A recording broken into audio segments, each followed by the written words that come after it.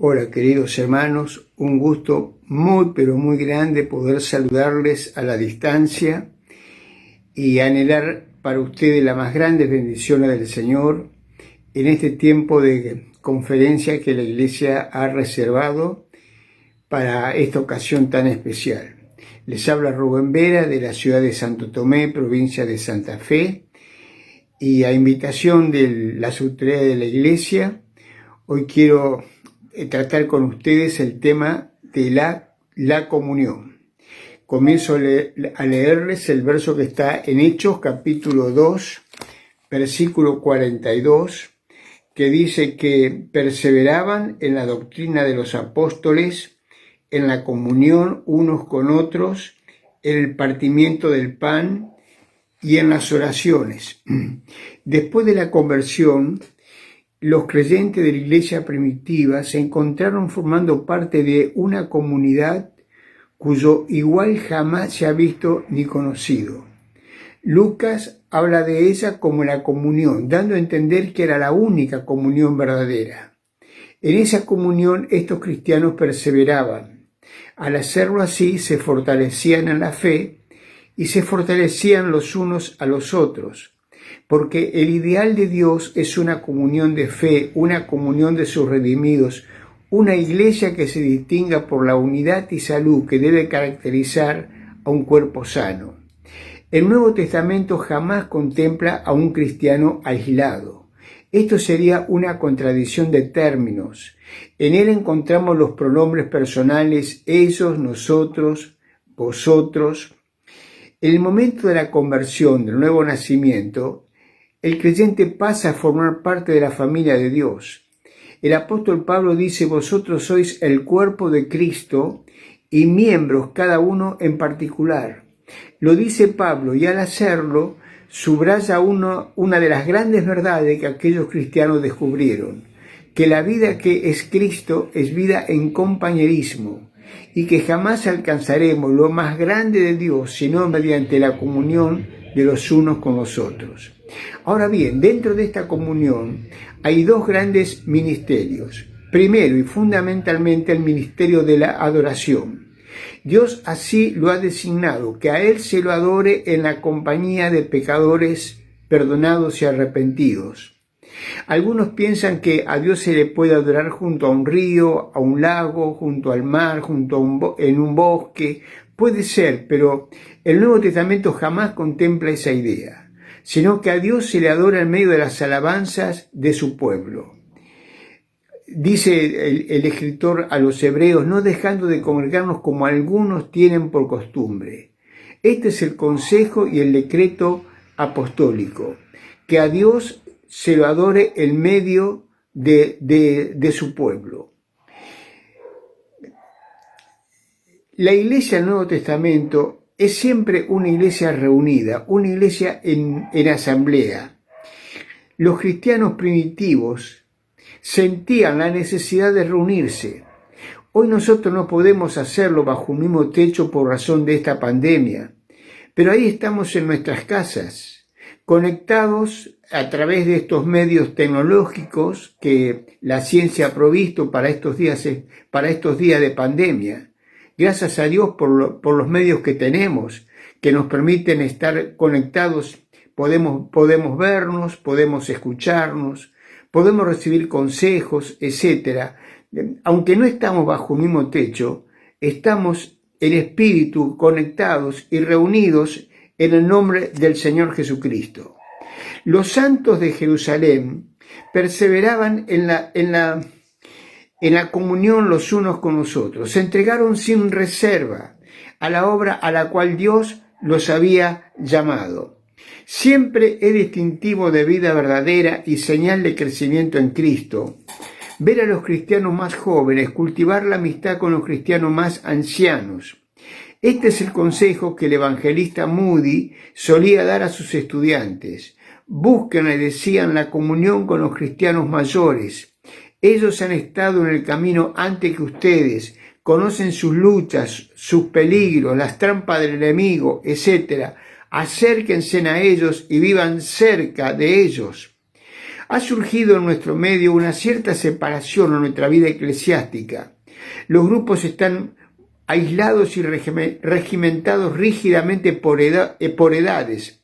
Se ha perdido en muchas iglesias la gloria de un compañerismo cristiano total, donde los grupos por edades son uno en Cristo y deben ayudarse y complementarse mutuamente. Ya antes de Cristo, los santos de Jerusalén habían experimentado cuán bueno y delicioso es habitar los hermanos juntos en armonía. La venida del Espíritu Santo hizo la unión más fuerte. La intensidad de su fe y de su amor a Cristo los mantuvo unidos en los lazos de un compañerismo indisoluble. La palabra comunión implica más que mera asociación. Es participación de algo en común. Los cristianos tenemos en común muchas cosas. Tenemos un mismo Padre, un mismo Salvador, un mismo Espíritu Santo, una misma fe, una misma hermandad, una misma esperanza, etcétera, etcétera. Todo esto nos vincula, nos une, establece un contacto, un intercambio, un dar y recibir constante.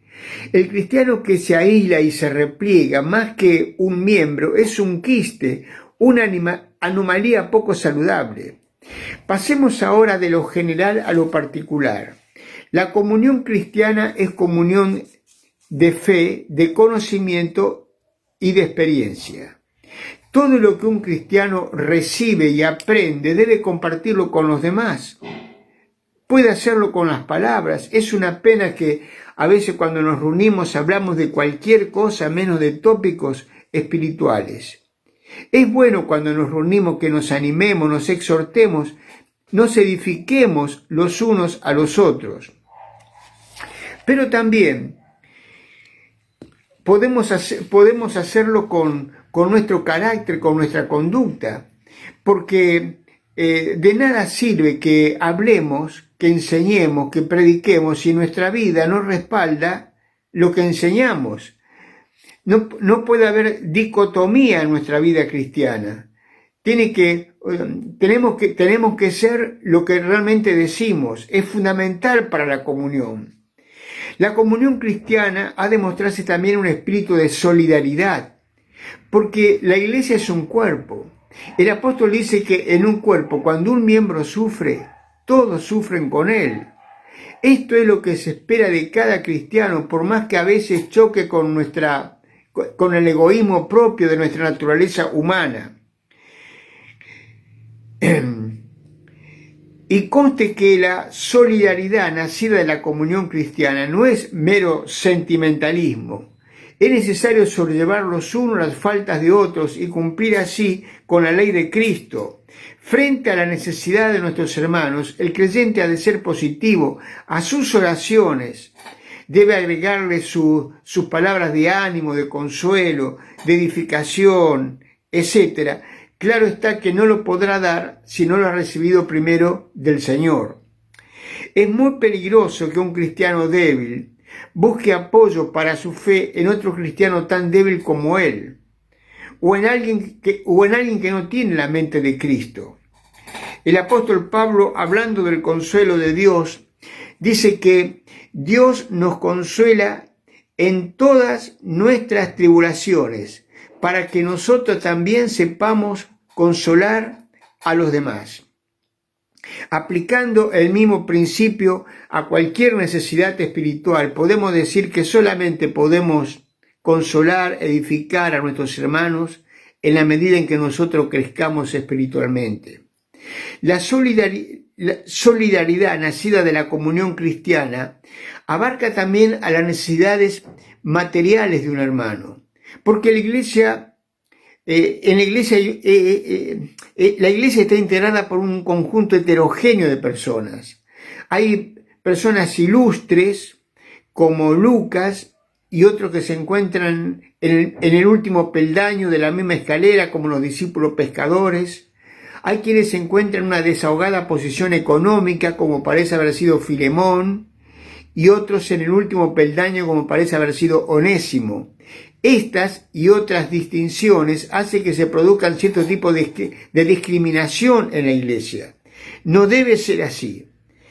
En Santiago capítulo 2, versículo 1 al 4, se nos previene contra este chocante e hiriente error. Les voy a leer este pasaje que es muy importante para el tema que estamos tratando. Capítulo 2, versículo 1, dice: hermanos míos, que vuestra fe en nuestro glorioso Señor Jesucristo sea sin acepción de personas.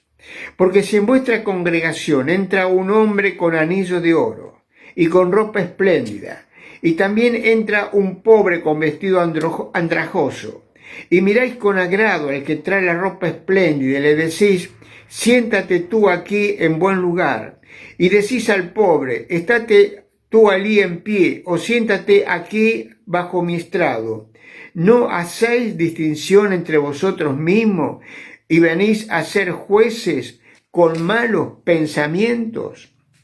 Somos hermanos en Cristo, y el afecto fraternal debe ser la nota predominante en todas nuestras relaciones. La iglesia primitiva poseía el secreto esencial para el armónico desenvolvimiento de sus actividades: darse a los demás. Y esto tomaba formas concretas aún en la relación en cuanto a los bienes materiales, al punto tal que ningún necesitado había entre ellos. Gracias a Dios que todavía se puede ver en las congregaciones hermanos que acuden presurosos a socorrer a sus hermanos en desventajosas condiciones económicas de este mundo. Los cristianos del primer siglo no descuidaron a los pobres. Entendían bien la enseñanza apostólica que les voy a leer en 1 Juan capítulo 3, versículo 14. Verso 17 al 18 dice: nosotros sabemos que hemos pasado de muerte a vida en que amamos a los hermanos. Mas el que tiene bienes de este mundo y viere a su hermano tener necesidad y le cerrara sus entrañas, ¿cómo está el amor de Dios en él?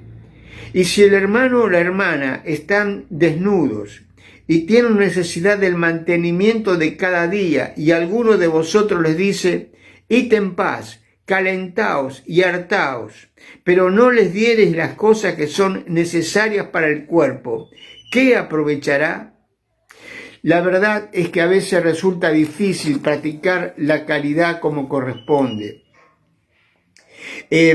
En un mundo en el que tanto abunda la incomprensión, la ambición y el abuso, no es extraño que a veces hasta algunos cristianos se contagian.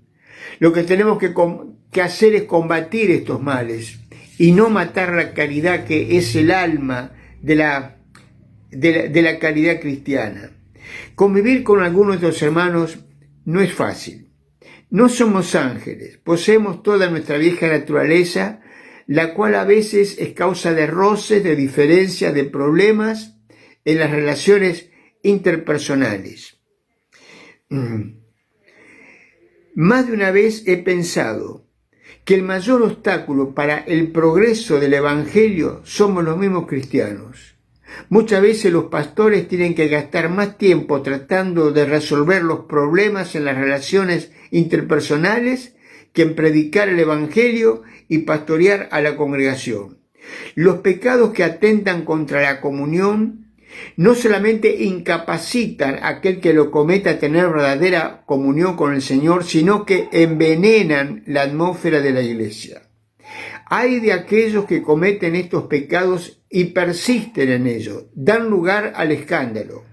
Y del que comete un escándalo, dice el Señor, mejor le fuera que se le atase una piedra de molino y se le arrojase en lo profundo de la mar.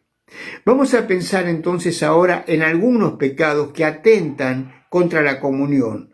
Uno de esos es el amor propio.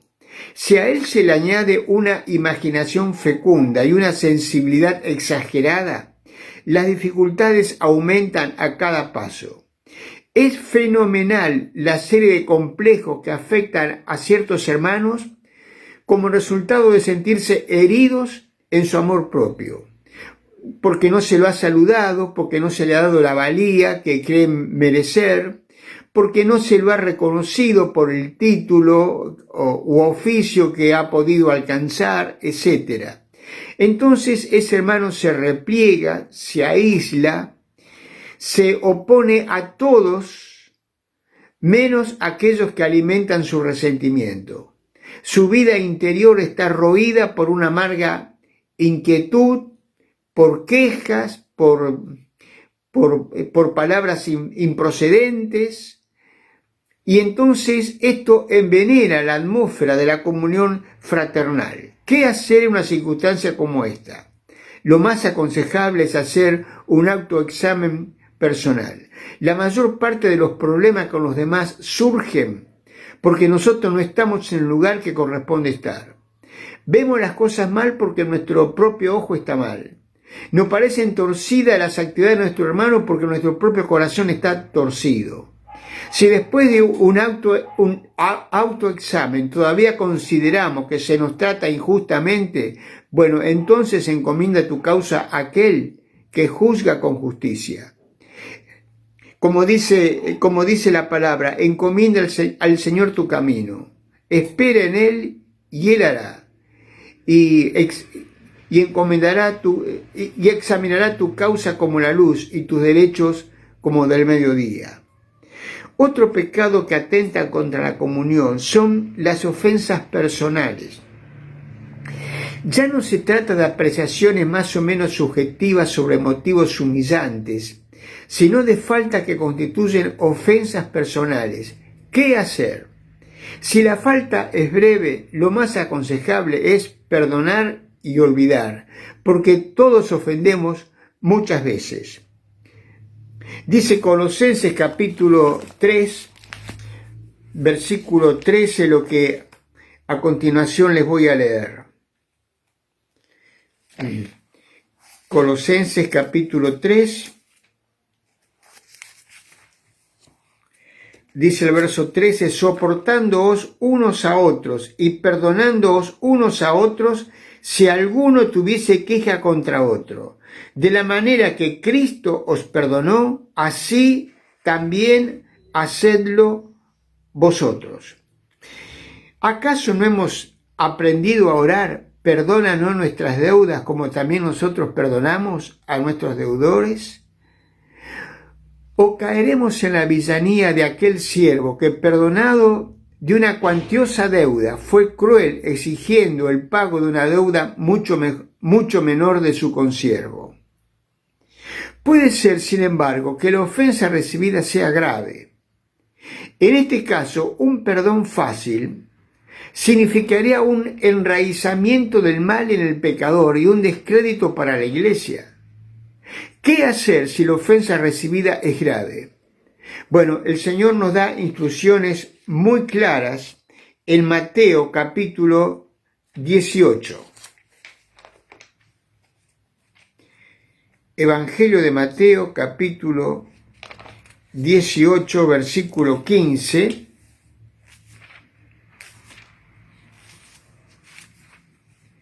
Dice: por tanto, si tu hermano peca contra ti, ve y repréndele estando tú y él solos. Si te oyere, has ganado a tu hermano. Mas si no te oyere, toma aún contigo a uno o dos, para que en boca de 2 o 3 testigos conste toda palabra. En este texto, el orden de pasos a seguir es muy importante. En muchas iglesias se evitarían experiencias desagradables si se siguieran estrictamente las recomendaciones del Señor. Antes de hablar de la ofensa recibida con otro hermano, tienes que enfrentarte directamente con el ofensor. Confesar es mucho más fácil que murmurar, pero es mucho más ruin y acarrea muchos daños. Esto nos lleva a otro punto, al punto de las críticas y de los chismes. Hay una crítica constructiva, es inspirada por por el amor, regida por la inteligencia y tiene un solo objetivo, el bien de la persona criticada. Se practica de un modo digno, exponiendo directamente a solas a la persona todo aquello que es motivo de corrección, de edificación. Esta crítica se hace no con el ánimo de herir, de humillar, sino de corregir. Es inspirada por el amor. Pudiera Dios levantar muchos de estos críticos en nuestras iglesias. Pero esta crítica es la que apenas se conoce, la que abunda es la otra, la que no nace del amor, sino del despecho, de la envidia, de los celos. En su proceder ese crítico es cobarde, nunca da la cara, habla a escondidas, diciendo lo que es o lo que no es, abultando, exagerando. Y como la persona criticada no puede defenderse, el que critica siempre se queda con la razón. A veces de la crítica se pasa a la acusación, que puede ser difamación. Se agrega la semilla de la duda hacia el criticado por parte de aquel que ha oído la murmuración. Este le agrega su propia salsa. Al final, la víctima criticada llega a ser una víctima descuartizada y guisada, que pasada de boca en boca satisface el paladar carnal de cristianos débiles e inconscientes. Muchas veces el criticado no se entera, pero cuando se entera puede sufrir un grave daño en su fe. Al sentir las dentelladas injuriosas de las bocas que se gozan en la murmuración. Es una tristeza muy grande en la iglesia cuando hay creyentes que caen en este pecado, el de la crítica, en la difamación, porque el daño que hacen al cuerpo de Cristo es muy grande, es tremendo, y el mayor daño se lo hacen ellos mismos. Se ha dicho que el caballo cuando tira del carro no puede cocear y cuando cosea no puede tirar. Así también se ha observado que los cristianos activos, comprometidos con la obra de Dios, no tienen tiempo para criticar. Son los inactivos, los indiferentes, los que pasan tiempo en criticar la falta de los demás. Cuando tiramos barro a una persona es posible que no lo toquemos. Lo que es imposible es que no nos manchemos las manos nosotros mismos. Por eso Santiago dice que la murmuración daña y perjudica a la obra del Señor.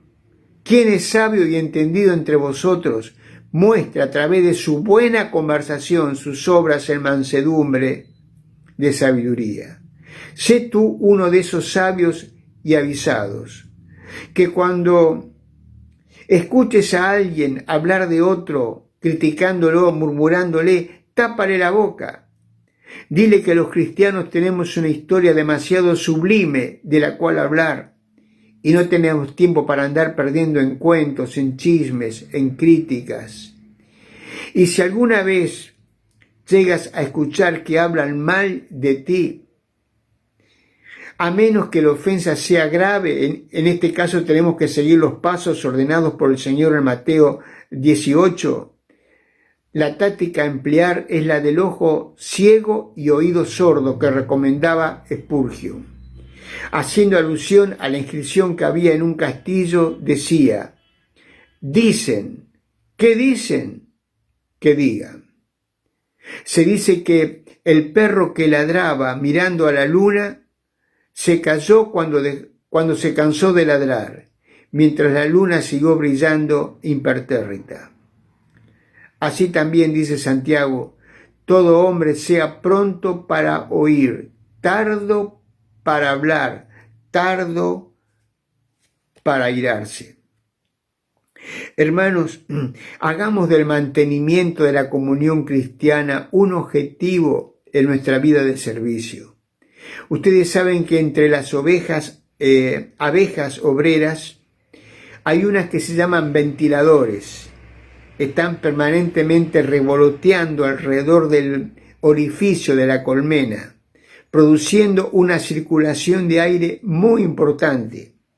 Sin esta tarea, la colmena se convertiría en una masa putrefacta. La iglesia bien puede compararse a una colmena. Gracias a Dios por aquellos que trabajan activamente en ella, pero benditos entre ellos, aquellos que por su amabilidad, cortesía y distinción mantienen oxigenado el interior de la colmena. Que el Señor nos ayude para que en el sentido más amplio de la palabra su pueblo pueda vivir gozando de esto, que es lo más hermoso que el Señor nos ha dado debajo del cielo, la comunión de los unos con los otros. Que Dios bendiga su palabra, tu corazón y el mío, para que esto sea una realidad los días que nos toque vivir en esta tierra. Amén. Manos que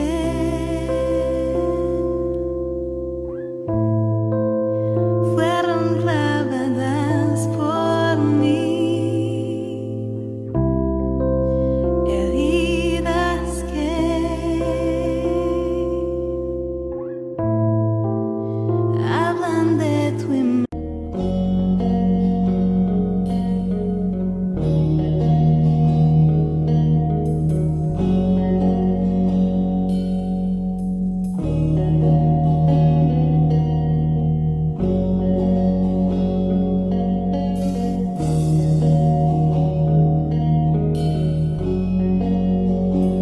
Mi alma estaba rota y herida, pero tu gracia la restauró.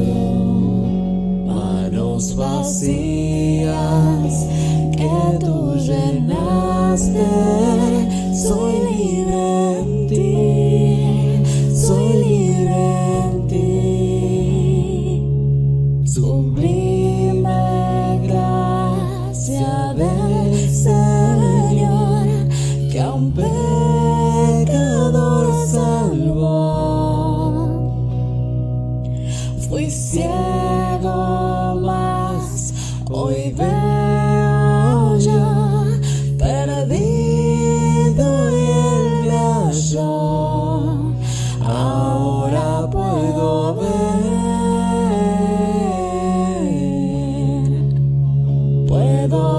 sus ojos de amor, quebrantado fue para darnos su salvación.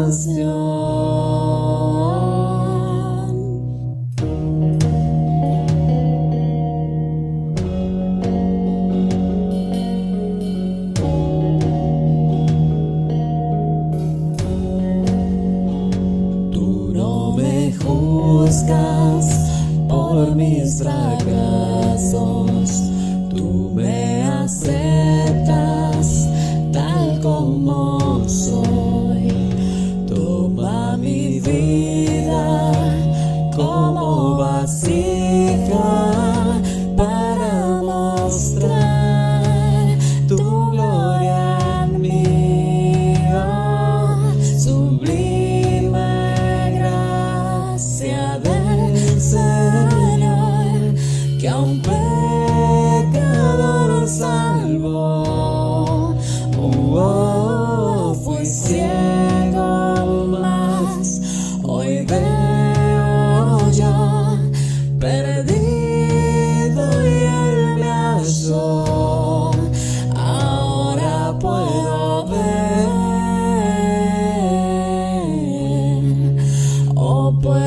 ver sus ojos de amor, quebrantado fue para darnos su salvación.